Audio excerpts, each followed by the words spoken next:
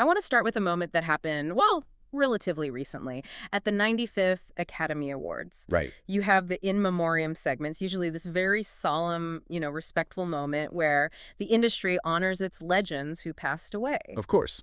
But then Jimmy Kimmel gets up there, and instead of a somber introduction, he makes a joke. He tells the audience to text a number if they think Robert Blake should be included. It was brutal. Yeah. Absolutely brutal. It was basically turning a man's entire life and, his death into some kind of reality TV poll. Exactly. And the result was he wasn't included. He was not. He was completely, utterly erased. And that erasure, that's really what we need to unpack today. I think so. Because we're looking at a life that is, and this is no exaggeration, one of the strangest, darkest, and most contradictory in the history of Hollywood. It really is the ultimate Hollywood paradox. We're talking about a guy who started out in the innocent black and white world of the Little Rascals in the 1930s. And ended up as the central figure in a sensational, almost unbelievable murder trial in the 2000s. A career that, according to the author Michael Newton, was one of the longest in Hollywood history. It ran from 1939 to 1997. That's nearly 60 years of work. Consistent work, too.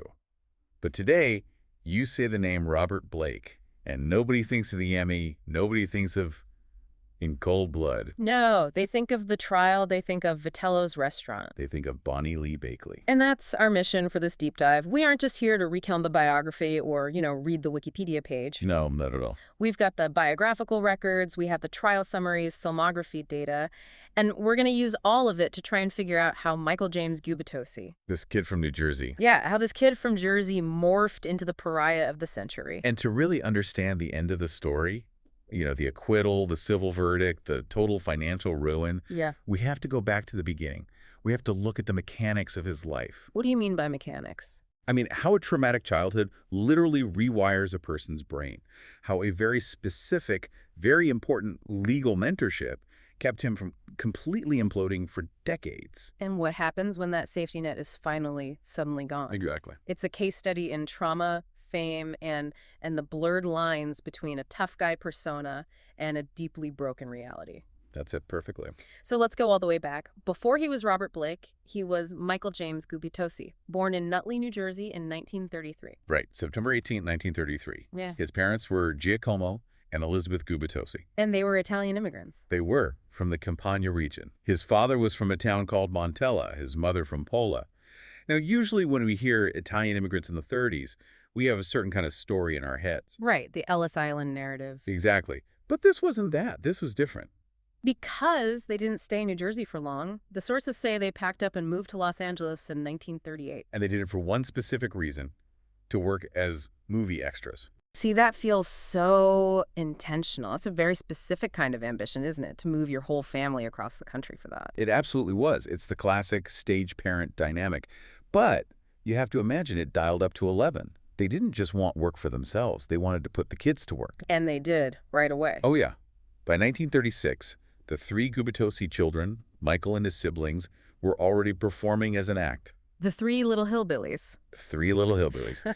It's such a specific vaudeville-style name. It gives you a picture, doesn't it? It does. So little Michael is basically thrust into performing as soon as he can walk and talk. He's learning that his entire value comes from entertaining other people. Precisely. And that value proposition paid off very, very quickly.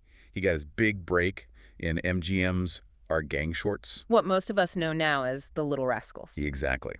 He was brought in to replace another child actor, Eugene Porky Lee. I grew up watching those reruns. They were on all the time. It feels like this iconic piece of Americana. Blake was in, 40 of them? 40 of them.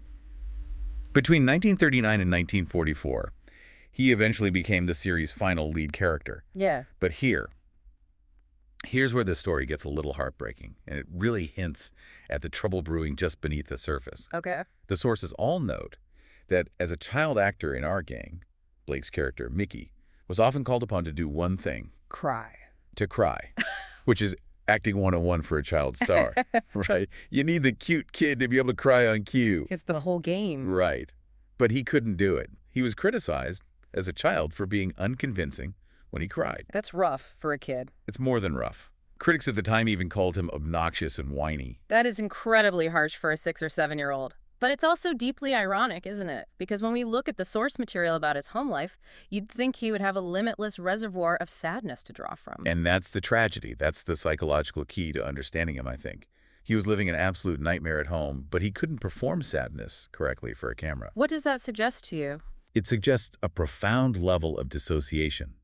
To survive his home life, he likely had to completely shut down his emotions. He walled them off, which, of course, made accessing them for a role almost impossible. Let's talk about that home life, because nightmare is a strong word, but the details in these notes, they more than support it. The abuse was severe. His father, Giacomo, was an alcoholic. But it went so far beyond just neglect or, drunken stupors. Blake himself stated later in his life that his father physically and sexually abused him. And his mother, Elizabeth. She was, by all accounts, complicit in creating and maintaining this environment. There is one specific detail in the biography that, it's stomach-churning. The punishment involving the closet. It's the kind of detail that just stays with you. Blake described being locked in a closet for hours on end and being forced to eat his food off the floor. Just stop and think about that for a second.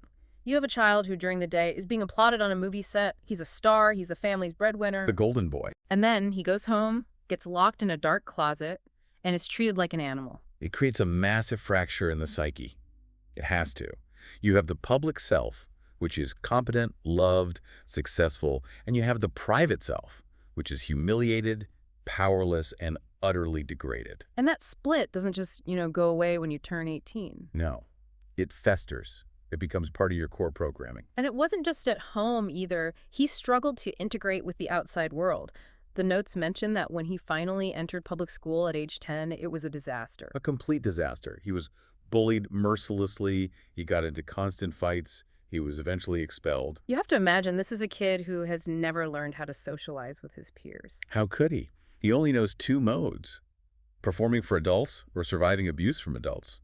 He was a raw nerve walking around a schoolyard. And the casting directors didn't help with his identity crisis.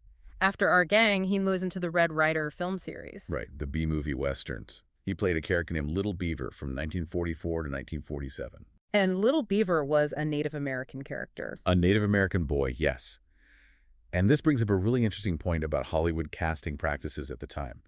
Robert Blake was 100% Italian-American. Right. Yet, throughout his entire career, even into his adult life, he was frequently cast as Native American or mestizo characters. It's a trend that started when he was a kid and just followed him for decades. He's in The Treasure of the Sierra Madre with Humphrey Bogart, one of the greatest films ever made. A masterpiece. And he plays the little Mexican boy who sells Bogart the lottery ticket. It creates another layer of identity confusion. Who am I? I'm Michael Gubitosi, but they call me Robert Blake. But on screen, I'm Little Beaver, or I'm a Mexican lottery seller. He's wearing masks on top of masks. And eventually, at age 14, he just breaks. He runs away from home. It's a desperate move for a 14-year-old in the late 1940s.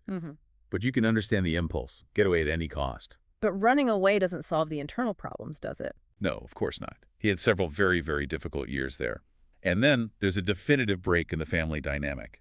His father, the source of so much of this pain, died by suicide in 1956. And Blake's reaction to his father's death? He refused to go to the funeral. Wow. That speaks volumes. There was no closure there. Just pure anger. Exactly. And that anger, that unresolved trauma, it has to go somewhere. Which brings us to his transition into adulthood. This is often where child stars crash and burn. Yeah. And frankly, Robert Blake almost did. The lost years. He was drafted into the Army in 1950, right? During the Korean War. He was. He serves his time, and he gets out at age 21.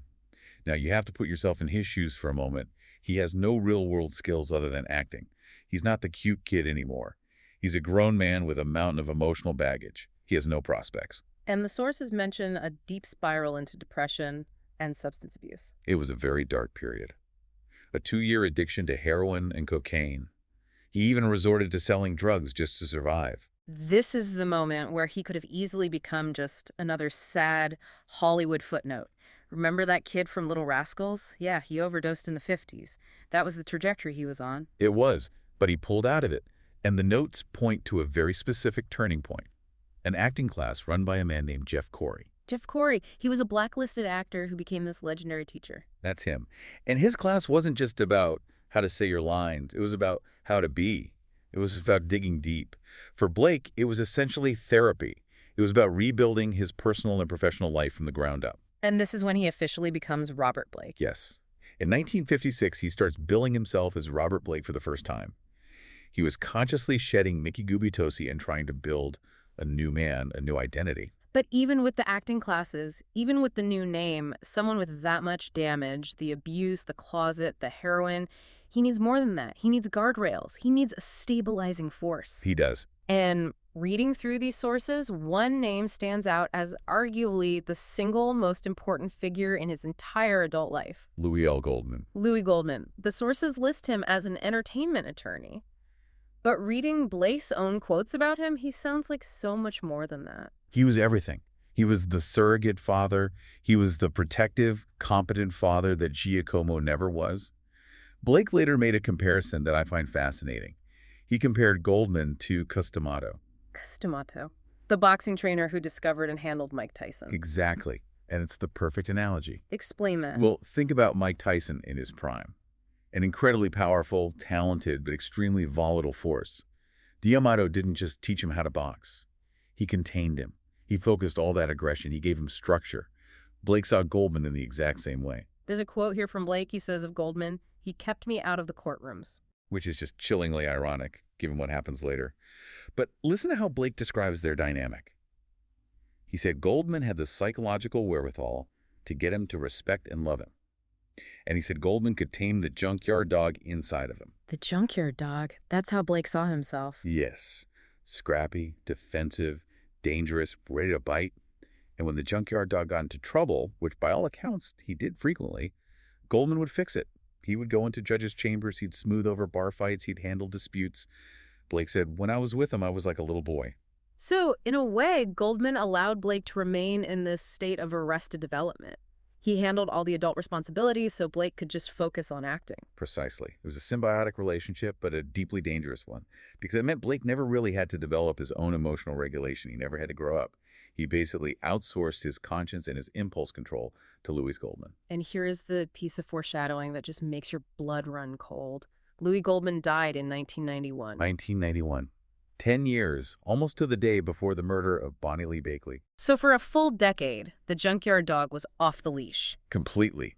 Blake was without his voice of reason, without his handler, for 10 years before the events that would completely destroy his life took place. It's the central what if of this whole story. It really is. You have to wonder, if Goldman had been alive in 2001, would he have intervened? Would he have stopped the marriage to Bonnie?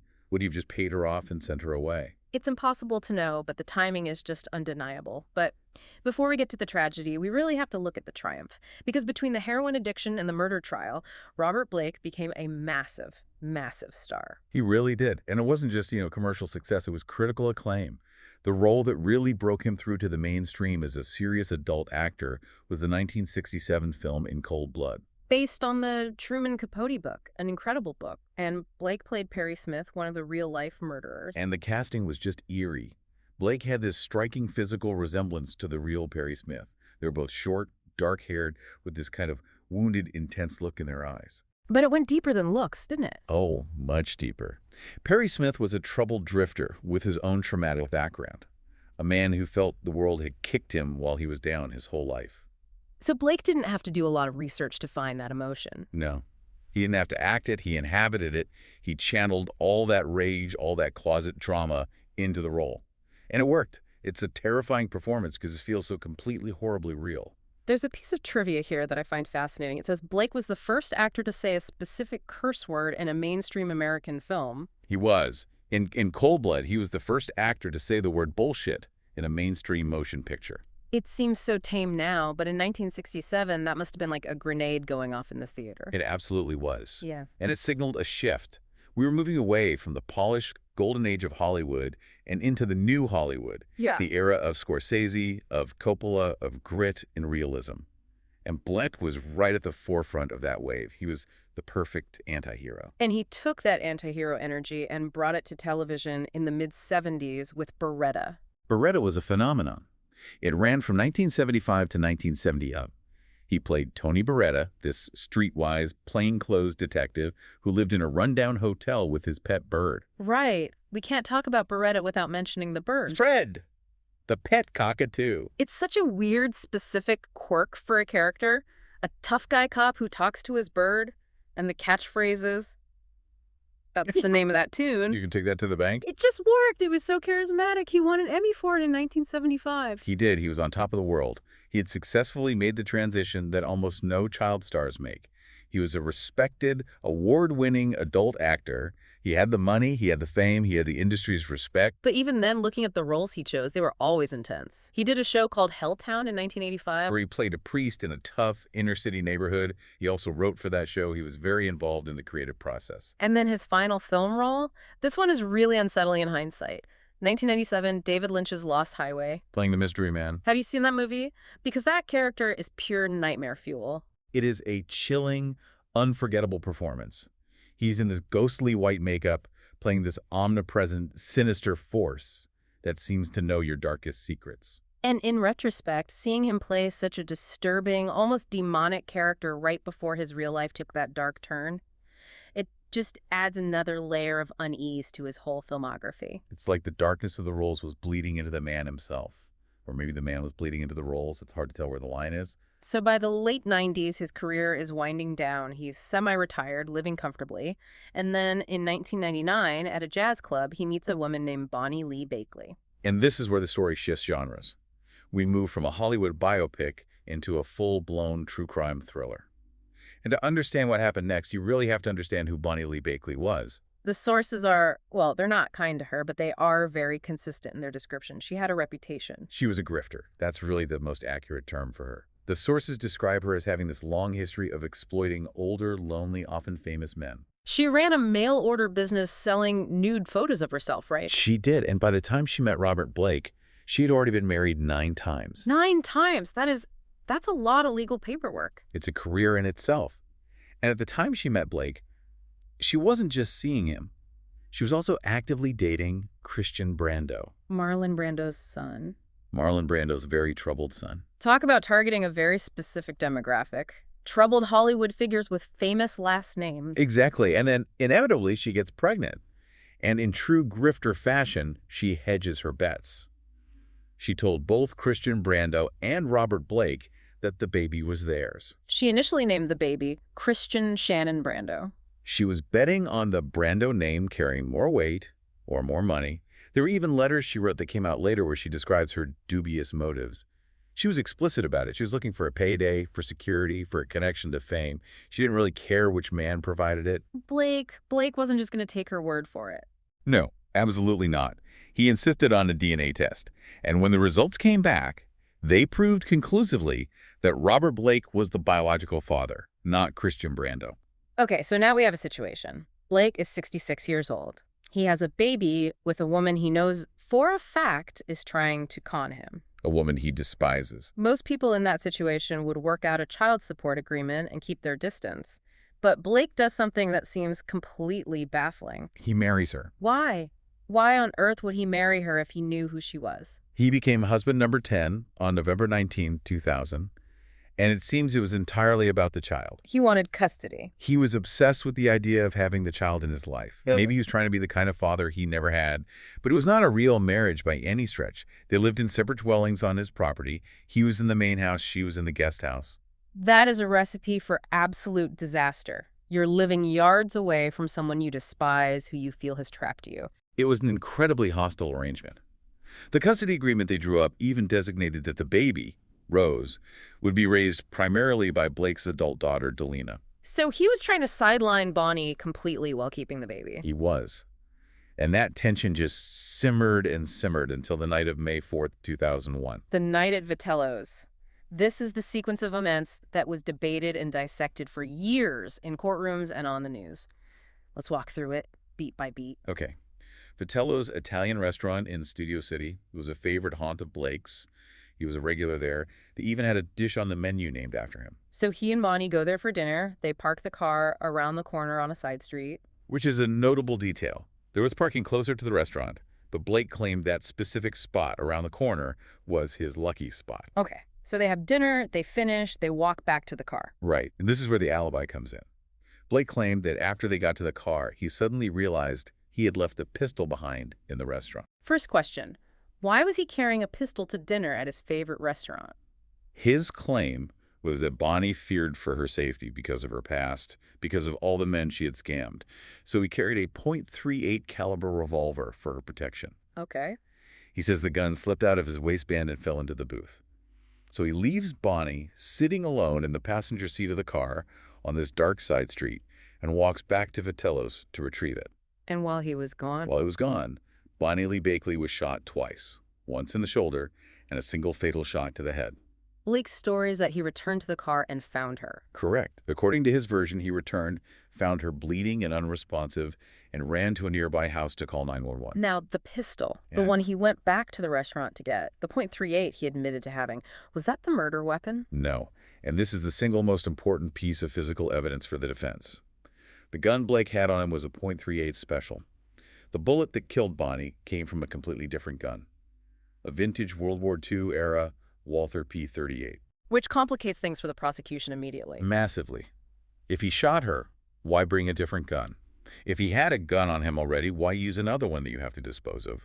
Or if he hired someone, why bring a gun to dinner at all? It's messy. It is messy. But the LAPD was suspicious right from the start. The whole setup, the forgotten gun alibi, Yeah. it just felt staged to them. It did. Yeah. But they didn't have enough to move on him. It took almost a full year before they finally made an arrest. April of 2002, they take him in. April 18th, 2002. Blake was arrested and charged with murder with special circumstances, plus solicitation of murder and conspiracy. His bodyguard, a man named Earl Caldwell, was also charged as a co-conspirator. Special circumstances is legal code for we can seek the death penalty. That's right. They were swinging for the fences on this one. So what changed? What gave the LAPD the confidence to arrest him after a year of, well, relative silence? Witnesses finally came forward. Specifically, two retired Hollywood stuntmen, Ronald Hamilton and Gary McClarty. Stuntmen. It's like the plot of Once Upon a Time in Hollywood is writing itself here. What did they claim? They both claimed independently that Blake had approached them and tried to hire them to kill his wife. Like, literally, I need you to take care of my wife. Yeah. That sort of thing. Essentially, yes. They described meetings where Blake allegedly discussed various scenarios, asking them how to whack her without getting caught. So, on the surface, this looks really bad for Blake. You have a clear motive. He hated her and felt trapped. You have opportunity. He was at the scene of the crime, and now you have two witnesses saying he tried to hire a hitman beforehand. It looks like an open and shut case. So why wasn't it a slam dunk for the prosecution? Because the witnesses were, well, they were deeply flawed, and that's putting it very mildly. How flawed are we talking? We're talking the defense had an absolute field day with them. Hamilton and McClarty were both admitted heavy drug users.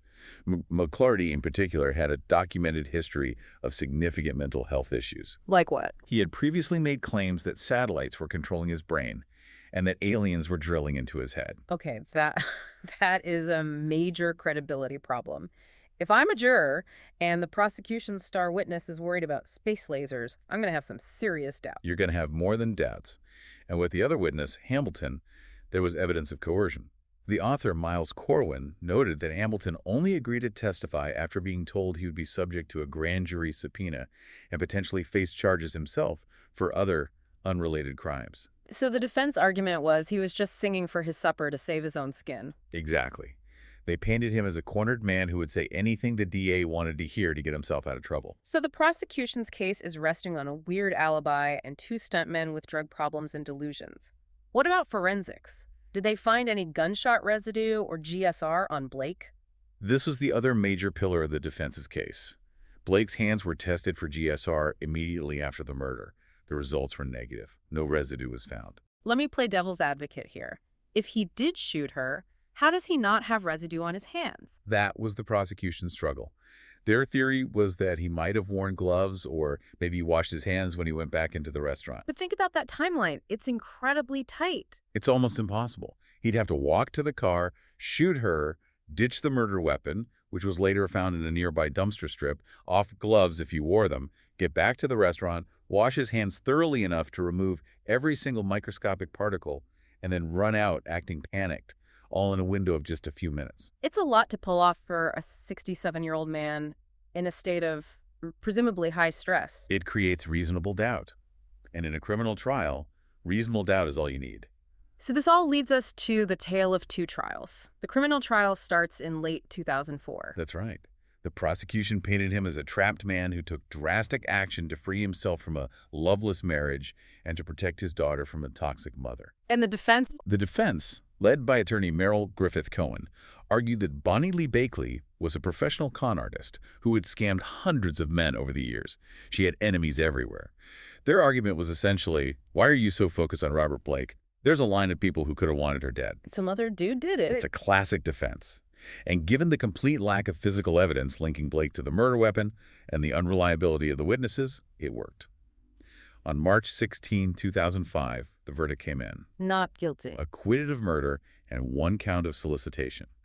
The jury deadlocked 11-1 in favor of acquittal on the second solicitation count, and the DA's office eventually dropped that charge.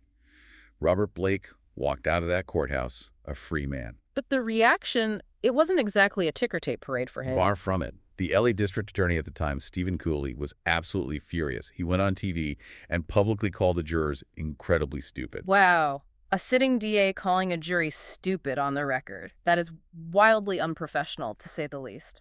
It shows you the level of frustration. He and his team truly believed Blake was guilty and had gotten away with murder. And the public was really split. It had shades of the O.J. Simpson trial a decade earlier. A celebrity acquittal that didn't necessarily clear his name in the court of public opinion. And just like with O.J., the civil trial told a very different story. Yes, it did. In November 2005, Bakley's 3 older children from her previous relationships filed a wrongful death suit against him. Now, for anyone listening who isn't a legal expert, break down why this often yields a different result than a criminal trial. It all comes down to the burden of proof. In criminal court, the prosecution needs to prove guilt beyond a reasonable doubt. You think of that as, say, 99% certainty. It's an incredibly high bar. Right. But in civil court, you only need a preponderance of the evidence, which basically means 51%. Is it more likely than not that he was responsible? It's a much, much lower bar to clear. And in the civil trial, there was new testimony that the criminal jury didn't hear. Yes. The girlfriend of the co-defendant, Earl Caldwell, decided to testify, and she stated that she believed both Blake and Caldwell were involved in the murder. It wasn't a smoking gun, but in a civil trial where you only need to tip the scales, it helped. And the outcome of that trial. The jury found Robert Blake liable for the wrongful death of his wife. Liable. And what was the price tag on that liability? Initially, they ordered him to pay his wife's estate $30 million. $30 million. That is a staggering, life-destroying amount of money. It was. It was later reduced to $15 million on appeal in 2008, but the damage was done. Robert Blake filed for bankruptcy in 2006. He was financially and professionally ruined. So let's look at the aftermath. He's a free man, but he's broke. He's a pariah. Hollywood wants nothing to do with him. How did he spend those final, 20 years? Because he didn't just fade away quietly. No, the junkyard dog still had some bark left in him. He became very bitter, very angry. In 2012, he went on Piers Morgan Tonight for an interview. I remember seeing clips of this. It was incredibly uncomfortable to watch. He was a train wreck. He was defensive, angry, rambling. He felt he was being interrogated, not interviewed. You just see the resentment boiling over. In his mind, he was the victim. The victim of a corrupt police force, a gold-digging wife, a biased media. He took zero accountability for any of the chaos in his life. And then in the modern age, Robert Blake became a YouTuber. Which is a sentence I truly never thought I would say. In 2019, at 85 years old, he launched a YouTube channel. And the name of it was perfect. Robert Blake. I ain't dead yet, so stay tuned. That title. It's so defiant. It's basically him holding up a middle finger to the entire world. What was he doing on there? It was just him, unfiltered, ranting about his life, about Hollywood culture, about his hatred of the police. It was raw Robert Blake. And it was sad, in a way. This man who had once commanded the screen in cold blood was now just shouting into a webcam in what looked like a messy room. And amidst all this public noise he was making, there's the very quiet tragedy of the daughter at the center of all this, Rose Lenore. This is maybe the most poignant part of the whole aftermath. Rose Lenore, the baby who was in the middle of this whole storm, grew up. She was raised by Blake's older daughter, Delina, completely away from the spotlight. But she started to speak out a few years ago. In 2019, yes. She opened up about visiting her mother's grave for the first time and about reuniting with her father. That has to be such an impossible position for a child to be in. the central question of your life is, did my dad kill my mom? Does she ever take a stance on his guilt? She was very careful and I think very wise for her age. She stated that she remains open to the truth about the murder if it's ever an option. She lives in that ambiguity. She acknowledged she had a complicated childhood. She didn't condemn him, but she didn't fully absolve him either. Robert Blake died on March 9th, 2023, of heart disease. He was 89 years old. A long, turbulent life. But the controversy followed him to the very end and even beyond. Which brings us right back to where we started this whole conversation. The Oscars. The in memoriam snub. It's the final insult from the industry that literally raised him. Host Jimmy Kimmel's joke, that text Jimmy Blake line, and the subsequent omission from the montage. He was also left out of the montage at the Emmys, even though he was an Emmy winner. Talk about being erased. It's like the industry collectively decided, we can't take the award back, but we can pretend you never existed. It is a total erasure. Oh. Although there is one last fascinating cultural footnote to all of this. What's that? Quentin Tarantino dedicated the novelization of his film Once Upon a Time in Hollywood to Robert Blake. That actually makes perfect sense. Doesn't it? The protagonist in that movie, Cliff Booth, played by Brad Pitt, is a Hollywood stuntman who is widely suspected of having killed his wife on a boat and gotten away with it. And he's portrayed as the coolest guy in the room. The parallels are undeniable. Mm-hmm. Tarantino loves those dark Hollywood myths, the guys who lived on the edge. He clearly saw Blake as a relic of a tougher, grittier, more dangerous Hollywood. So let's try to synthesize all of this. We have a life that was completely defined by the camera from age 6 right up to him ranting into a webcam at age 89. The tragedy of blurred lines. He spent his life playing the tough guy, the killer, the detective. He plays Perry Smith in Cold Blood, a man who kills an entire family. And then he's accused of a crime that looks exactly like something out of one of his own scripts. It becomes impossible to tell where the roles ended and the man began. Was he acting tough or was he just tough? Was he acting crazy or was he just crazy? And despite the criminal acquittal, the civil verdict and the Hollywood snubs suggest that the industry, and maybe the public, made its choice. They decided he was guilty, or at the very least, far too toxic to ever honor. It just brings us back to that central question, the one we touched on earlier. The role of Louis Goldman. I really think that's the key takeaway here. We often think of celebrities as these powerful, autonomous figures. But someone like Blake, with that level of profound childhood trauma, the closet, the abuse, and that lack of any formal education or socialization, he was a raw, volatile element. He needed containment. He needed a vessel. For decades, Louis Goldman was that vessel. When the vessel broke, when Goldman died in 1991, the volatile element just spilled out everywhere. If Goldman had lived another 10 years. Who knows? Maybe Bonny Lee Bakley gets a check and a non-disclosure agreement. Maybe she disappears to a condo in Florida. Maybe the gun is never bought. Maybe Robert Blake dies a revered, if eccentric, elder statesman of Hollywood. Or maybe the junkyard dog metaphor is the right one. Maybe he was always destined to break the chain eventually. Maybe you can only suppress that much trauma for so long before it finally violently explodes. We'll never know for sure. But it is a sobering thought. Talent and fame, in the end, are not enough to save you from yourself. Yeah. Robert Blake had a lifetime of the former, and tragically, he just couldn't outrun the latter. A fascinating, if incredibly dark, case study. Thank you for walking us through all the layers of this story. Always a pleasure to dig deep. And to you listening, thanks for diving deep with us. It's a heavy one, but it's an important one. We'll catch you on the next deep dive. Stay curious.